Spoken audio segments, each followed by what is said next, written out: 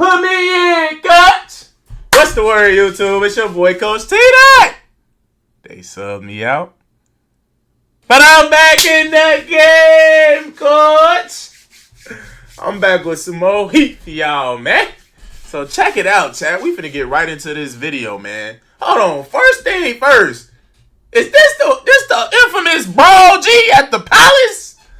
Hey, niggas, let's getting it going. Hey, chat. Hey, I will react to that fight, folks, but I don't want the video to get I don't know. I just feel like if I react to this fight right here, G, that's something gonna happen to the video, folks, because they was in there getting it going. You know? Hey, but look, folks, we finna get right into it, man. Today we gonna be reacting to how Larry Bird's endless trash talk made Dr. J brutally attack him. Hey, Chad, I know I be talking about getting it going all the time, folks, but I don't condone no violence over here, G. Alright, we peaceful human beings. Civilized, should I say. Alright? But for all my new viewers, man, I don't fake none of my reactions. All my reactions are live, and we gonna watch this shit together. You know? Man, we're gonna get right into this thing, man. Without further ado, here's Big Larry. Throughout NBA history, there have been many rivalries between teams. Hold on. Hey, if y'all are not subscribed to the channel, I've been in the game all day, G. I'ma need a sub, coach. I've been in the game all day. I'm tired, man. Just drop that sub and please like the video. That's all I ask. I love you. You my favorite viewer. Don't forget it.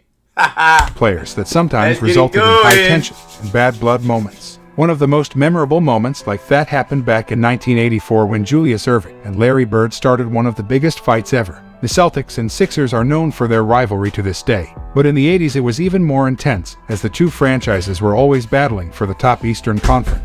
On November 9, 1984, we reached the boiling point. The Celtics hosted the Sixers at the Boston Garden in an early season matchup, with both teams still being undefeated that season. The fight escalated late in the third quarter of a tight game. Bird was torching Erving, having 42 points to Dr. J's 6 points. After an offensive foul called on Erving, that 42 point fight escalated late in the third quarter of a tight game. Bird was torching Erving, having 42 points.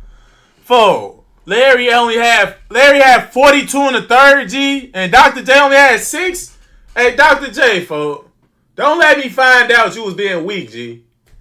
Don't let me find out, folks.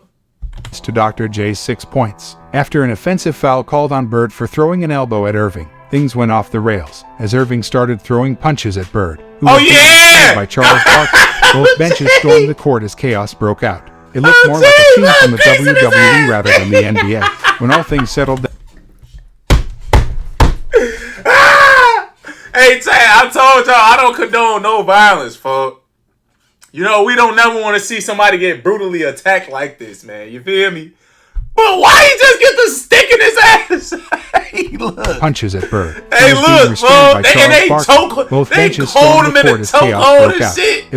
Look, you got Charles Barkley and one of his other homies just ganging up on Larry. Damn. This is my real question though, folks. If it's 3-on-1 right here, Larry, folks, where was your teammates at? See, that's what I want to know. Because why is y'all letting Larry get crunched like this, folks? And then he just starts socking his ass. WWE rather than the NBA. When all things settled down, Erving looked more like a... Where's your teammates at, Larry? They still nowhere to be found, folks. They just... Man, they over here crunching Larry, folks. Scene from the WWE rather than the NBA. Look, when all things settled down, Erving and Bird would be ejected and fined $7,500 each, as the Celtics won that game 130-119. Dick Bavetta, who was refereeing, saw Bird trash talking Erving all game long, bragging about the good game he was having. Bavetta gave the Basketball Hall of Fame his view on the infamous fight and what he witnessed on the court between the two basketball legends. Of course, as luck would have it, Larry Bird has an unbelievable night. Every shot he took, Erving is guarding him, and as every shot went in that Larry took, he went further back, and he kept on saying to Irving, "Aren't you going to guard me? Or can't you do any better?" I mean, he was the greatest soft-spoken trash talker I've ever met. Finally, it got too much, and I look up and I see them choking each other. And a melee ensues. And so I learned from my brother Joe that if you can't stop something before it starts, you kind of step back and take license plate numbers. Yeah. So I just kind of stepped back and watched what was going on. Oh, no, fool. hey, no, Ralph. You bogus, G. You basically just said, so since you was a little guy, you was scared, you saw niggas getting it going, and you ain't want to get in and get your ass crunched too, G. Just say that. Then you wanted to sit back and world star and watch. With your old ass, man. You was supposed to get up in there and break it up, folks. Save Larry. This the face of the NBA. Fuck is you talking about? You was just gonna sit back and watch Larry get his ass beat. Nigga, if you don't get in there and start breaking shit up, man. Old as hell. See, that's why we can't have no old referees in the games, G. Cause it's niggas like this. He gonna sit back and watch the face of the league get his ass crunched. Julius Erving got his ass eek. And you just sit back recording this shit.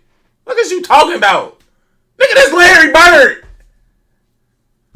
And in so doing, then I informed them that Bird and Irving were gone. Boston ends up winning by 15, 18. And that's it. The response, more so from the Philadelphia people, was that Cunningham said, "I really didn't know that much about this guy Bavetta." But for anyone to have the courage to throw out two superstars, that says a lot for this man. Robert Parrish, who was Bird's longtime teammate in a net game, echoed Bavetta's version and spoke about the big fight, surprisingly sharing he would have done the same thing in Dr. J's position. Bird had 42 that night with 6 minutes left in the third quarter. Irving couldn't buy a bucket. Why don't people say, Julius Erving, he cost Bird maybe a 75-point night? Well, if you'd heard what Larry was saying to him, you understand why Julius lost it. Can you tell us, Chief? And we all know Larry is legendary brass talking. All it was is Dr. J's ego was pride. Right. He had probably one of his worst basketball outings ever at the most inopportune time, and Larry constantly reminded him of it. Oh man, the trash talking. Oh my goodness, I would have threw a punch if it was me. I wish you could give us some examples. This nigga just saying shit, man. See, Robert Parrish, G, you scary, folk. Just say what Larry was saying, man. Get your politically correct ass on. You don't want to say what Larry was saying because you scared it's going to probably hurt Larry's image. Nigga, Larry don't get no fuck. Tell us. You just beating around the bush and shit, just rambling, just yapping. Yap. Ain't said one thing that Larry said to Dr. J, man. Because I want to know what made him want to start choking his ass and start socking him like this, fuck. You just talking. Apples, Chief, but we'll probably get in trouble. You can give us some examples, Chief, but we'll probably get in trouble. No, y'all not. You guys would be on the air. In 2018, Dr. J talked to ESPN about the incident. He explained the referee had called an offensive foul against Larry Bird and that the Boston forward was fuming about the call. Irving went on to tell ESPN he was trying to hold Bird back when things got out of hand. Celtics were ready to go. I mean, they came out ready, red hot and roaring. And so the fight, actually, there was an offensive foul called on Larry on obviously the offensive end of the court. He didn't like the call, so he was really mad at the referee. And he came down court, and he was kind of like, stomping, and he was in front of his bench. And it looked like a moment in which he was going to take a swing And it was very uncharacteristic because, we did Converse commercials together. We did Spalding commercials together. So, we were kind of cool. I thought something was going to happen because he was definitely mad. But he was mad at the referee. He wasn't mad at me. And I just extended my arm to hold him back. And it ended up sliding up to his neck. So it was really inadvertent. I didn't really mean to grab him by the neck, but it was kind of inadvertent. I pushed him in the chest. His hand slid up, got to his neck. He reaches for my neck. Next thing I know, it's a melee. Another eyewitness to this fight was the young Charles Barkley. While Chuck didn't throw any punches, he still received a fine for joining the fray. He paid the bill, but after all these years, it seems he still holds a grudge against the NBA. To this day, I won't ever forgive the NBA for fining me because they fined me because they said I was holding Larry Bird so Dr. J could hit him. Right. Which was, I was trying to break the fight up. Charles, you was, gang. Because that's the wrong response, nigga. If you in a fight, G, listen, people. If y'all in a fight and it's you and your homies versus dude and his homies or whatever, you supposed to grab your homie. Don't grab the other nigga. What you grabbing him for?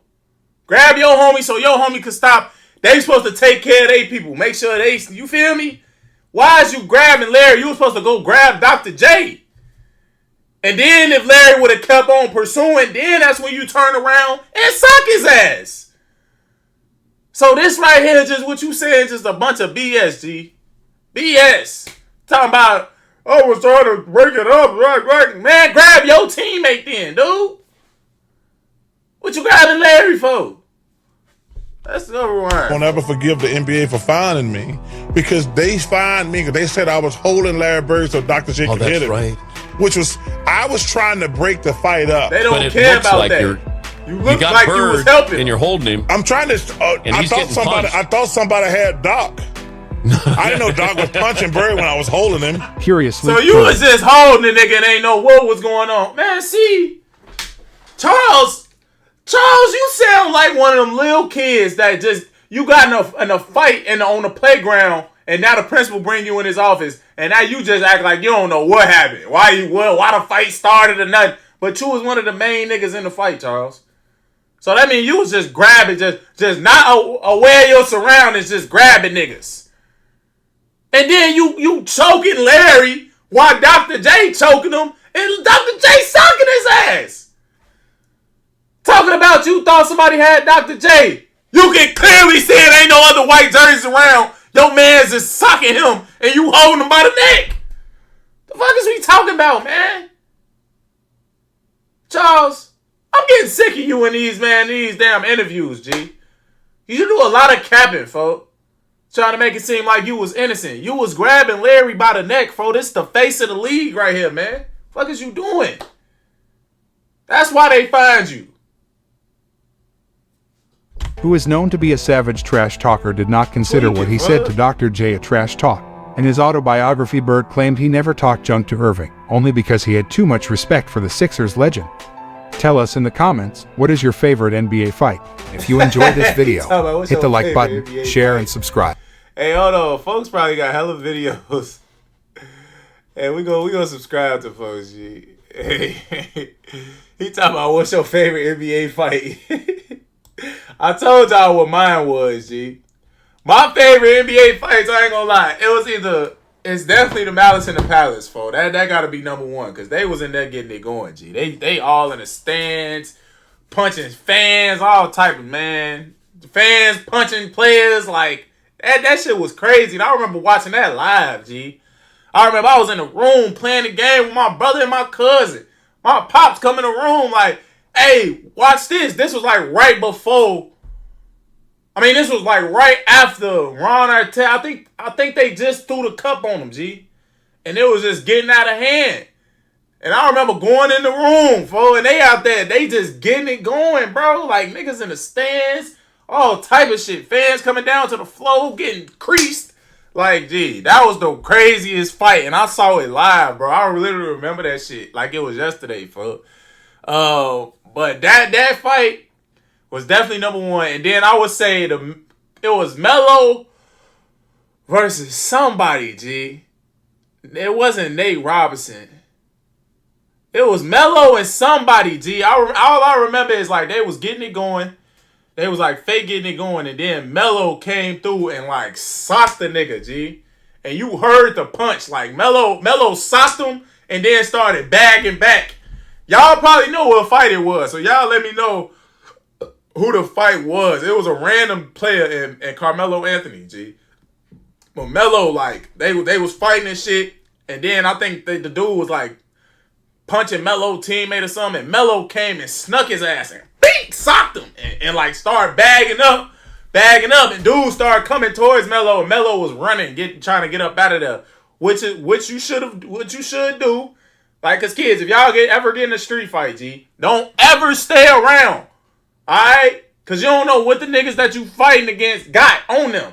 You feel me? So if you ever get in a street fight, this is for everybody watching. If you ever get in a street fight, do what you gotta do. Knock the nigga out or sock his ass or whatever you gotta do. Get him down, stomp him out or whatever, and then get up out of there. Like I said at the beginning, though, I'm not condoning violence, G. No, so don't be out here trying to start fights and shit, just, you know. But I'm just letting you know, if you do get in a fight, you sock the nigga, knock him out or whatever, and you get up out of there, G. Get out the jam. Don't stay around, because if niggas got pipe on them, niggas got knives or whatever, G, you don't want to be around to find out what they got. You know? So just get your ass up out of there and go home. You feel me? Alright, but look, Chad, that's the end of the video, man. Y'all think Larry was in the right. Y'all think Dr. J was in the right. I think Larry was busting his ass, talking crazy. Feel me? Larry was talking his shit. Gee, I would have been doing the same shit. Y'all know me. I got 42 and you only got 6 and you Dr. J. Come on, man. Come on, man. I would have been talking crazy too, folks. Like, what's to this nigga, man? You feel me? You ain't on my level, G. All this crazy trying to be tough and shit. Now you trying to choke me and shit. Because I'm busting your ass. I could have went off 75. I got to lead the game early and I got 42 in the third. So I would have been mad as hell if I was Larry. I'm shit. But look, Chad, that's the end of the video, man. Alright. Like I said at the beginning, man, our goal is 3K by the end of October, folks. We at 2.4 right now. We 600 subs away, man. We can definitely do it, bro. 600? 600 in what? 3 weeks? We can do that, bro. You know, we just got to be dedicated, man. I told y'all I'm dedicated. Telling y'all what I'm going to do for y'all, bro. Three videos a day for the rest of the year, bro. I can do it. And I know I'm going to do it, G. You know, but if y'all rocking with me, if y'all like the videos, man, just sub to the channel. Turn y'all post notifications on so y'all can so YouTube can let y'all know whenever we drop, you know? All right, but look, man, it's your boy, Coach TDOT. Make sure y'all like, comment, subscribe if you're new. I'm up out of here. I love y'all.